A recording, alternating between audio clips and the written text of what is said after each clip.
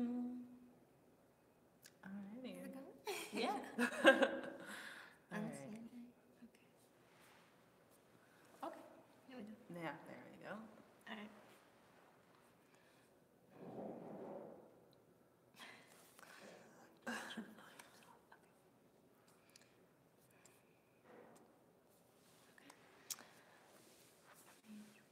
Yeah.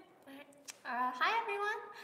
Welcome to another edition of our talk. So again, my name is Agnes Hu. I am a history and sociology double major here at Smith. I'm a junior and I live in Wilson House, which is in the Quad. And I use she, her pronouns. Hi, once again, if you are tuning in again, and if not, welcome. I'm Iris Agnes. I'm a sophomore here at Smith. I am a government major, and I live in Park House, and I use she, her pronouns. So today our topic is about studying abroad, or as we sometimes call it here, junior year abroad, JYA. The first thing you need to know about JYA at Smith is that there are 4 Smith programs. There are a lot more other programs, but these are the programs that Smith has specifically created. And so those 4 Smith programs are in Paris, Geneva, Hamburg, and Florence.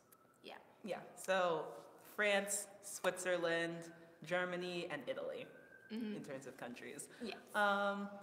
You can apply for these Smith programs, or you can apply for Smith-approved programs, which are usually run by other schools that Smith already has a relationship with. So once you get approved to that program, Smith will also approve you. And once you're accepted by both institutions, then you're all set. When it comes to applying to Smith programs, though, once Smith accepts you, that's the main step. You don't have to wait for any other program. And the really good thing about Smith programs is that there's a lot of alumni support. Like, a lot of alumni give lots of money, and like, there's so much support for these programs. It's like really cool. Yeah. Smith has a lot of opportunities for you. I think my biggest advice would be to apply for what you want to do before worrying about the financial aid part of studying abroad, because the Lewis Global Studies Center, which is our study abroad office, always has some type of resource for you. You can go in pretty much any day of the school week and find huge binders full of student reviews for every program, and you can figure out what students liked about a certain program and what they wish they could improve, and how student life on those other campuses compares to what you're already experiencing here at Smith. And we also have study abroad fairs in the beginning of the year, and we have another study abroad fair for summer programs in the second semester of the year. So if you can't study abroad during the school year, you can always find something to do over the summer. So in terms of people who do JYA, it's about 50-50. So Iris is going to go abroad. Yes.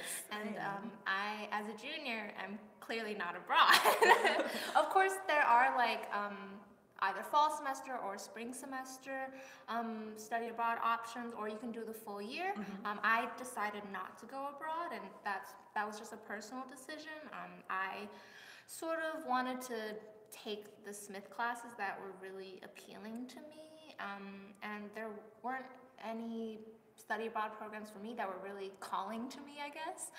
So I just decided not to go abroad, and yeah, but a lot of people do go abroad, and a lot of people don't. So instead of going abroad for a full year or a full semester, I decided to apply to something called Global Flex, which stands for like faculty-led experience, I think, something like that. And there are a lot of Global Flex programs that happen like over J-term, so it's usually about like 2 or 3 weeks, and there are a couple that happen again like over the summer, as you mentioned, and they're really, really cool. As implied by the name, you go on this trip with a or a couple of professors who like sort of lead this program, and you can get credit for it. So I went on the Global Flex program to St. Petersburg in Russia, which was really cool. I'd never been to Russia, and it was just such an amazing experience. But to go on these Global Flex programs, since they're sort of like non-traditional study abroad time periods, you have to start thinking about it kind of early. I had to apply to the program in like early-ish fall semester to go over J-term, and the program was just really incredible. We actually went to Moscow for a couple of days and like saw the sites there before going to St. Petersburg, where we took 3 classes, and so I got 2 credits out of this almost 3-week program.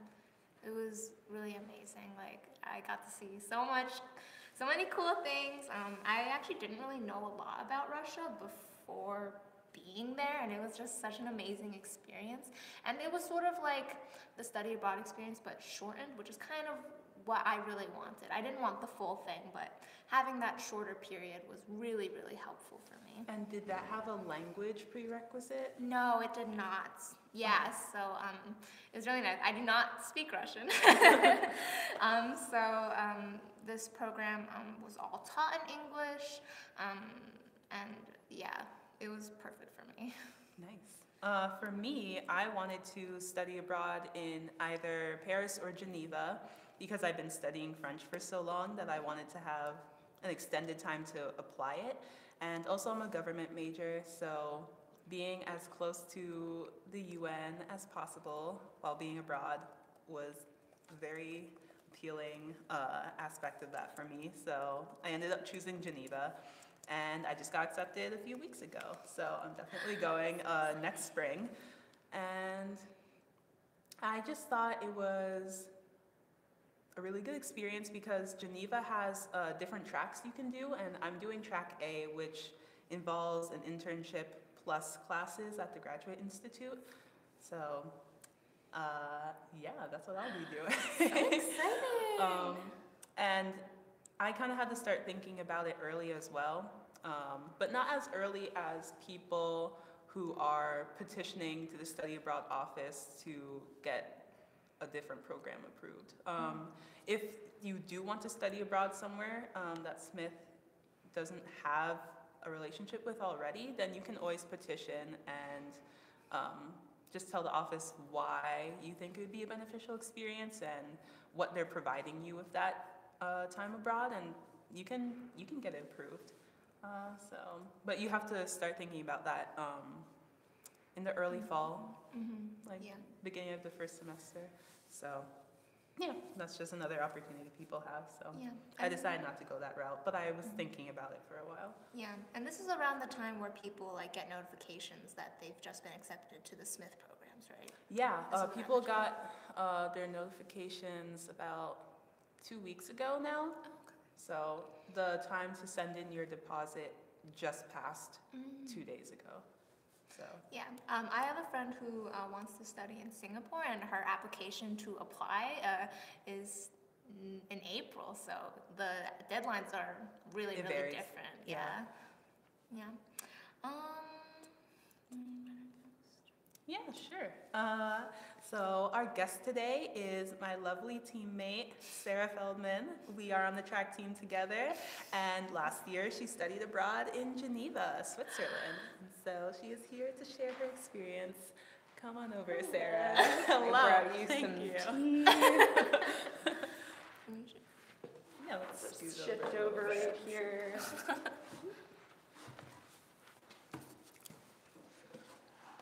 Hello. Hello. Thank you for joining us Of today. course, of course. So, I'm Sarah. I studied abroad in Geneva last year. Spring semester, track A, just like Iris is about to go and do. It was an overall really amazing experience.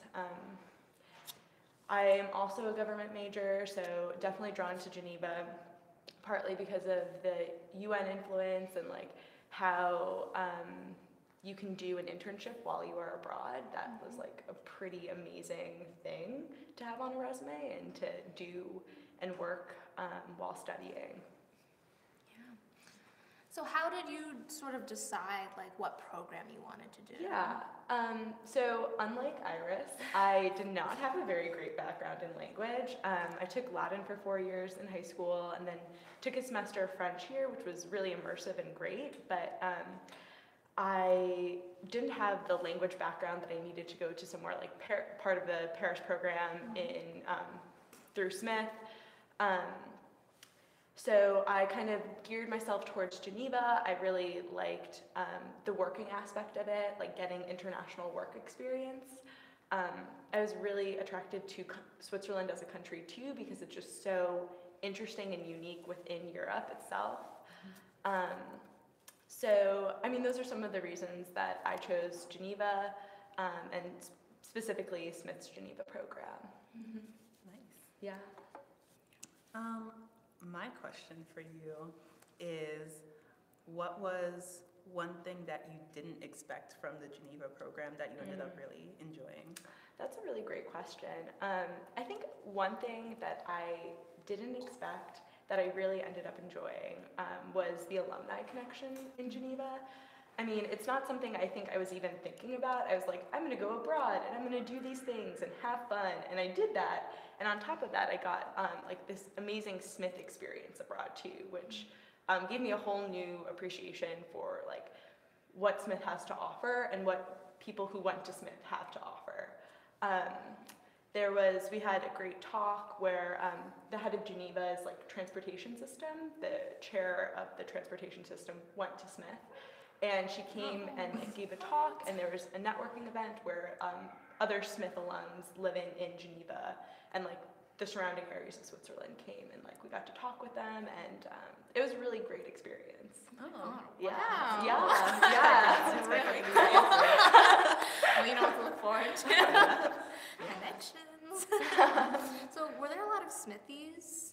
Yeah, it was definitely a Smith heavy program, but I also made some really great friends from other schools who were part of the program and who were outside of the program. So I think one of the benefits of working while you're abroad, for me at least, was I got to make friends with people who were doing other programs in Geneva. I got to see what it's like to be a working person in Geneva, which led me to like friendships with people outside of the program as well. Yeah, so it was really cool. Yeah. So was it hard for you coming back to Smith? That's a really great question. I didn't find it that difficult. The transition, I mean, I think once you've been at Smith, you just kind of fall back into your place once you get in, especially being part of track. Like I already had that like team community to kind of fall back into, coming from Switzerland to Northampton. I also like made some really great friends while I was in Geneva that I then had when I came back here. So that also bridged those two experiences for me, and like made that transition a little bit more seamless. Nice. Yeah. One of my questions is, was there like a wide variety of majors represented in the Geneva program? Yeah. So there were definitely, government majors showed their support. We definitely had a contingent, just because of the nature of like Geneva and Switzerland. But I think what was great that there were like a bunch of other majors too. I mean, people doing such interesting things. French majors, of course, but also people like studying medicine, taking pre-med requirements in French, like which gives you a whole nother perspective on those courses and what you're learning. So yeah, and within the government, within people who are majoring in government in Geneva, there was such a wide variety of interests, which, as I'm sure you'll see as well, you have to do a research presentation. You're doing an independent research project while you're in Geneva, and then you have to give a presentation on it at the end of your time there. And you really see the full diversity of people's interest in government when you're doing those presentations. I mean, everything from migration fantastic. It's really amazing because there's so many things that you can be studying the same thing, but in totally different ways. Nice, because I remember sitting in one of the panels for people who are interested in applying, and there was someone who was studying astronomy who managed to fit that into her curriculum in Geneva. And I know my former head resident in Park last year, she petitioned to do her senior year abroad in Paris instead of her junior year because she was a transfer. And she's definitely doing a hard science as her major, so she's managing to make that work as well. So it seems like you can, like, there's a lot of versatility in it. Yeah, totally. You can make it work. I mean, that's the great thing is that, like, especially since, at least for the Smith students, your credits transfer into Smith, like, you have a little bit more leeway with the classes you could take because you can count them towards your major. Yeah. Did you do any traveling? Yes, I did. It was great. So I went to Berlin. I have family in Berlin, so I was able to visit them, which was awesome. I got to do some traveling within Switzerland, which was amazing, especially in the wintertime when all the mountains are snowy. I did some traveling to the south of France, Spain. Not too shabby. It was great. Can't complain. Yeah. And Smith also does excursions while you're there. So the Smith Center will take you places as a group. And part of our orientation, one of the first places we went to was Gstaad in Switzerland. And we went on a horse-drawn carriage ride through the snow. And it was amazing. Like, can't get much higher than that. So I definitely did some traveling, some of it with the help of Smith, and it was really great. Wow. Yeah. So we got a couple of questions from Claire. Hi, Claire. So Claire asks, did your study abroad experience change your worldview? If so, how? Oh, wow. Love that question. It definitely did. It was really interesting to be abroad. I went abroad about 5 days after Trump was inaugurated, so it definitely changed my way or opened my eyes to just how people were viewing America at that critical time. It definitely gives you a new perspective because, I mean, I was reading the papers in French, I was listening to the conversations people were having. You're really in it. So that it definitely switched or helped solidify some of my thinkings on, like, the world and stuff. Yeah, I remember when I was in Russia, even though I was only there for like a little less than 3 weeks, like, you could really get like all these different perspectives that I'd never really considered, like just the way that they viewed the world and like the way that they viewed like other people. It was just really interesting and like trying to understand that because one of the classes I was taking there was an international relations class, and just like trying to understand how like these totally different perspectives like figure into like how we deal with international relations today. It was just really fascinating. Sure. I know when I was abroad, in one of my classes at the Graduate Institute, we were talking about the Bosnia-Herzegovina conflict of the 90s, and someone had been born there during that time. So you can really, like, it's in part like how, like, I was reading publications that weren't American, and that helped change my worldview, but also, as you were saying, like, talking to other people really shifted, like, I was like, oh, like, I have people to draw on to like really cement some of these historical moments that I might not have had in the U.S. Nice. Yeah. I was gonna say, even though I haven't gone anywhere yet, my hope was that, you know, learning more about international relations in an international setting, I would get more perspectives that usually are kind of hard to come by in an American classroom. So now I know.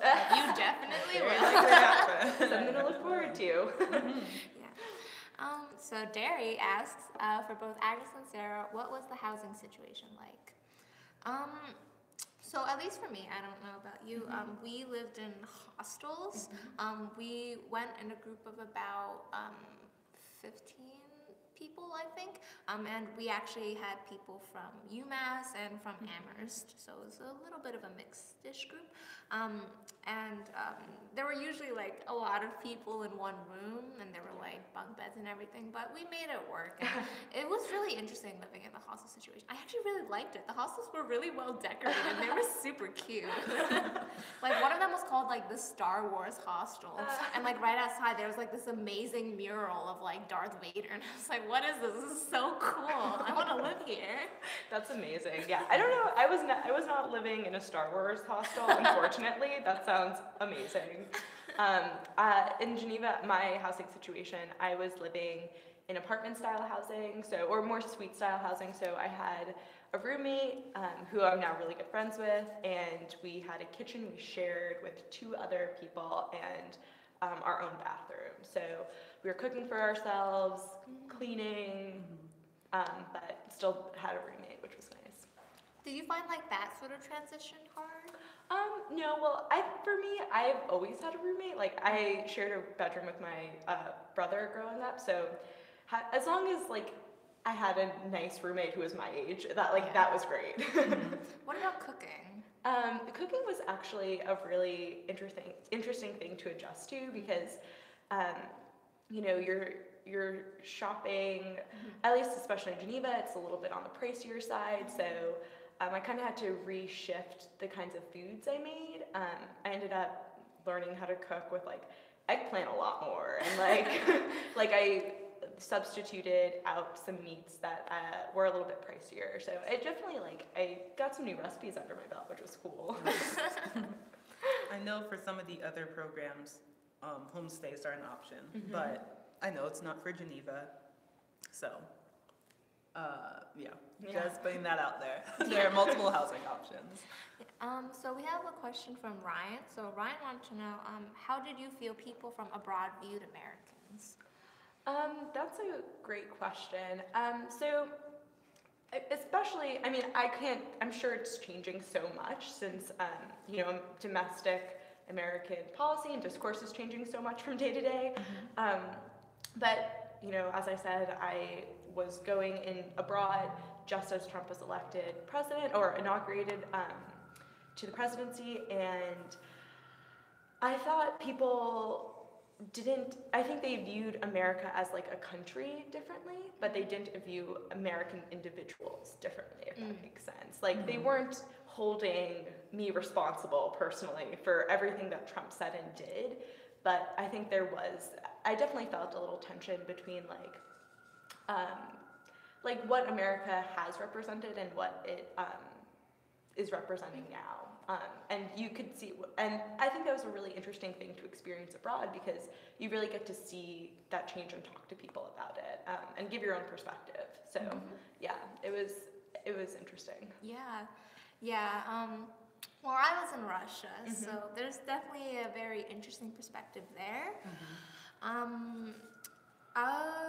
Like you said, I don't think they were necessarily holding American individuals accountable, but the way they viewed America as a whole was particular.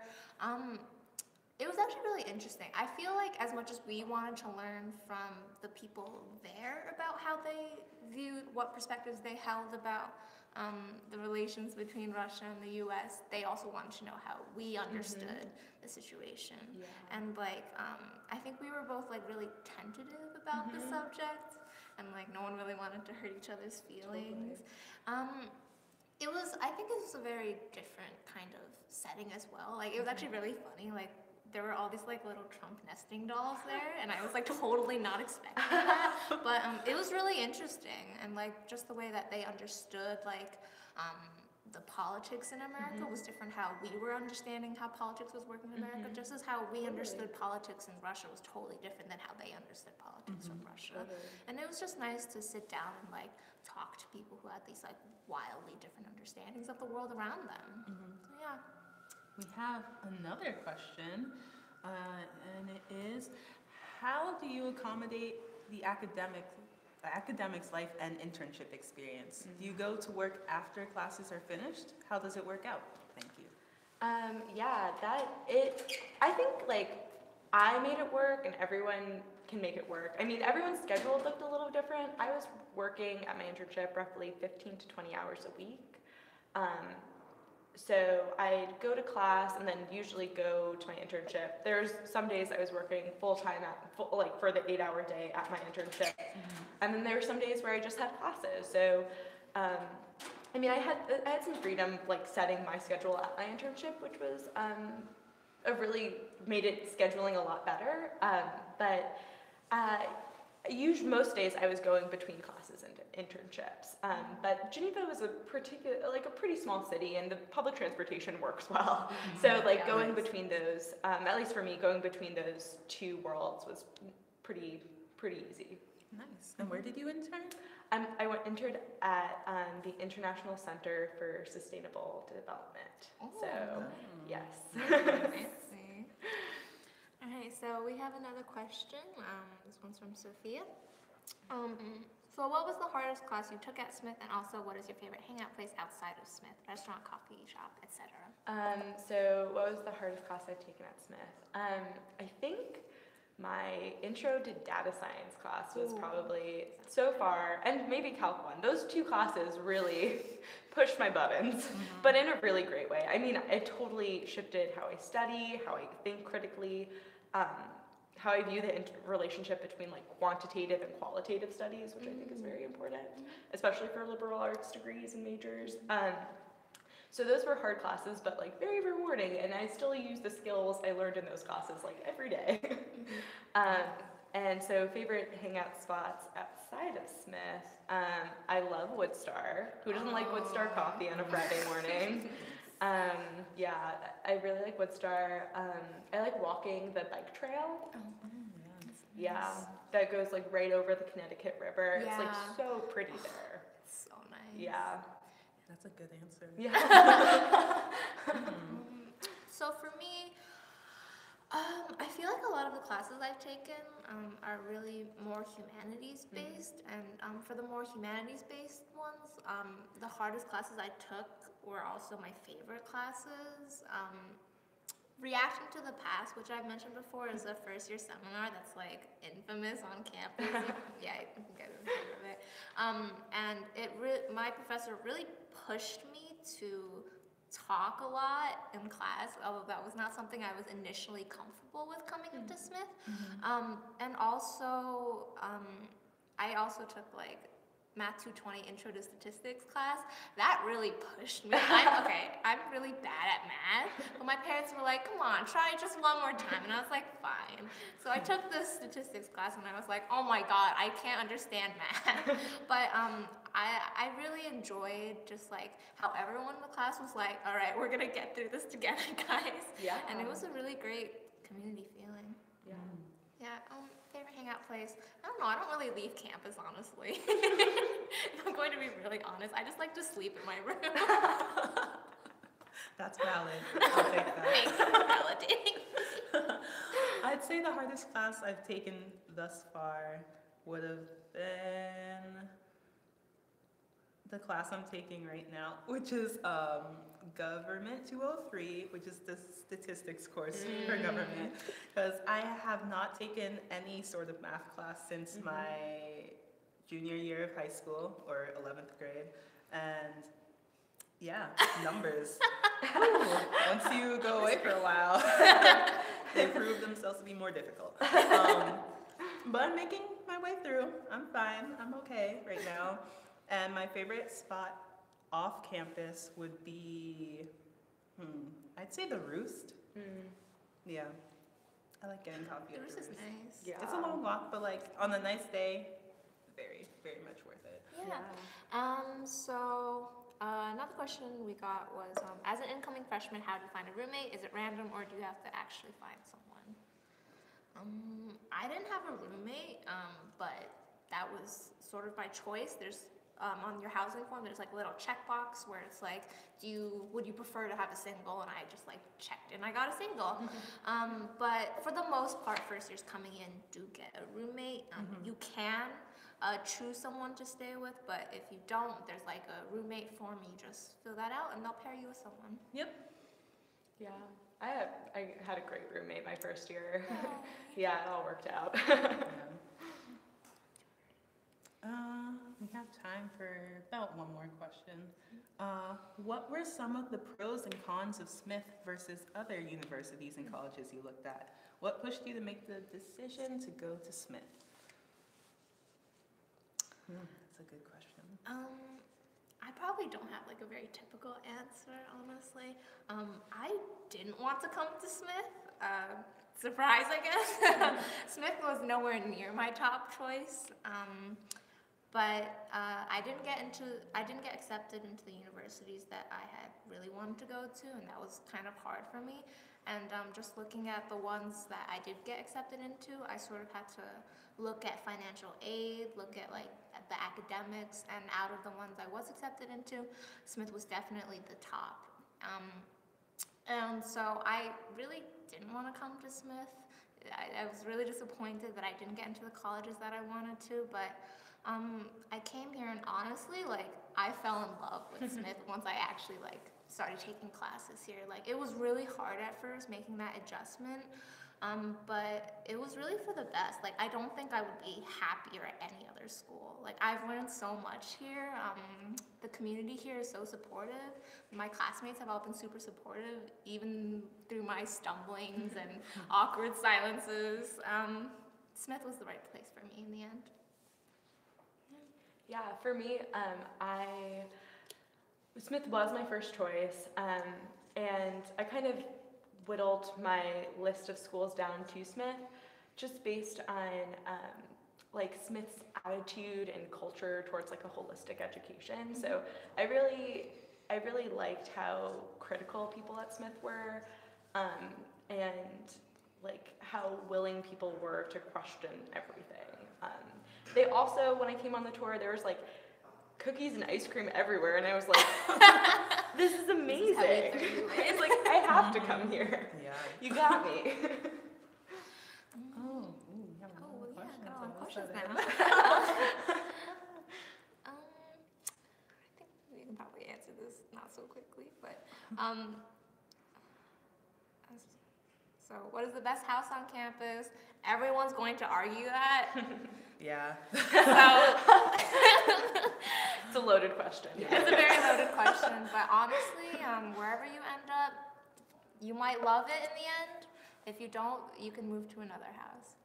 It's fine. Got Wherever you options. The Definitely best got house options. You have so many Whatever options. works for you. Yeah, honestly. Whatever you feel fits you and your personality is the best.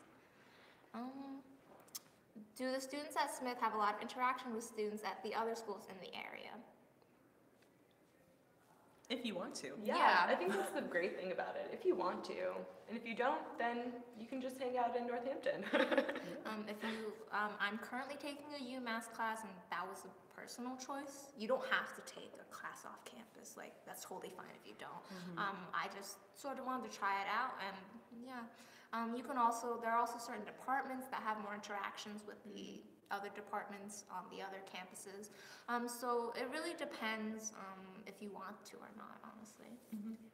And even like unrelated to classes, there are lots of activities that the other 5 colleges host that you can always just go and visit for fun. So Yeah, and you will see people from the other colleges around campus since they're also taking Smith classes or doing cool stuff here. yeah. Yeah.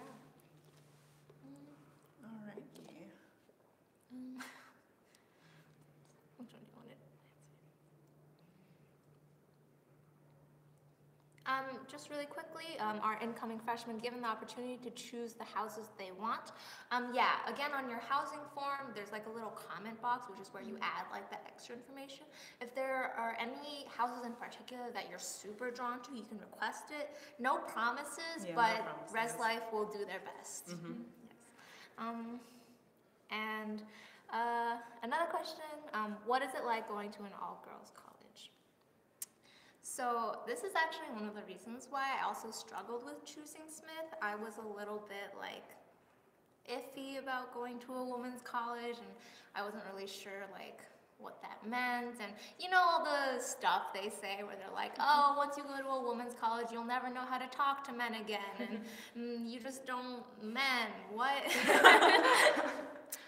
Totally false, by the way. I'm still able to talk to men. Like, it's not like men have disappeared completely from this world. They're in your classes still, and they are, yeah. Yeah, and you'll see them on campus, you'll see them off campus. Like, they're still existing. Like, if you're worried about that aspect, don't be. And don't feel bad, because I, like, really bought into all that stuff, too, but it's not a thing.